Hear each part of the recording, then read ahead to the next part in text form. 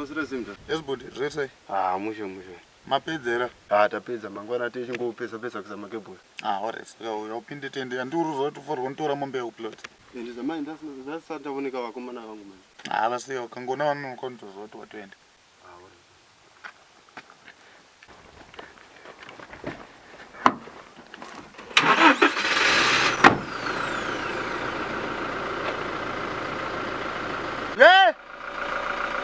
Nodzoka izvezvi. Ya, iripo. Madiro ako varume vevanhu uchafa zvakaipa iwe Rosina. Matambiro ako nevarume vevanhu uchafa zvakaipa iwe Rosina. Kona mdara kondo music ipi yamuri kurova.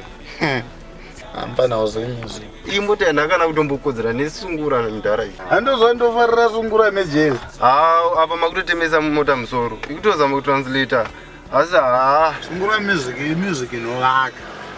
Mdara music isi inovaka. Maona dhanzo ya chita mnango yekuiterera chaiko chaiko.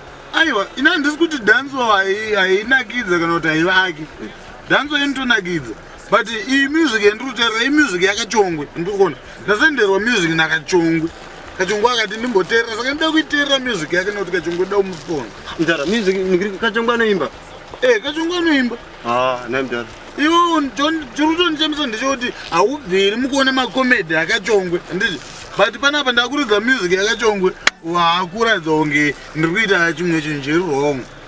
Mdara. Ndasika kachongwe chayano vatuziva kachongwe anoimba mdara. Wazvoona wakuda kuiteerera nekuti ndati ndikachongwe. Ndiwaona. Ndozvandachikudza kuti chinhu chese chinofitiswa nekuti ndiani achiita. Kwete kuti type yekuti itype ipi yechinhu. Aita ndiye anoita kuti chinhu chifite. Zvava nekuti inini baba wako ndikaimba nzeyo dzezvigure.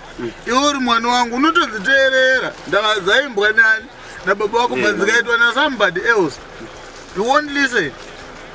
Ndizvo zvasi hakukudzanyirira mota uku. Havana kachongwe chero achigona hakudzanyirira mota uku. Zvipewo kuti nguva handiwati dhanzo handisi kuipa nguva. Zvipewo kuti nguva uteerere sungura music. Unondiudza mangwana. Zviri zvedhanzo. Ndokunzwa wangu kuti Rosina. Muchiri kukura akomana. Zvipenguva pazvozvi. Nasiwo tora varume vevanhu uchafa zvakaipa iwe Rosina. Nasiwo putsa misha yevanhu uchafa zvakaipa iwe Rosina. Nasiwo tora varume vevanhu uchafa zvakaipa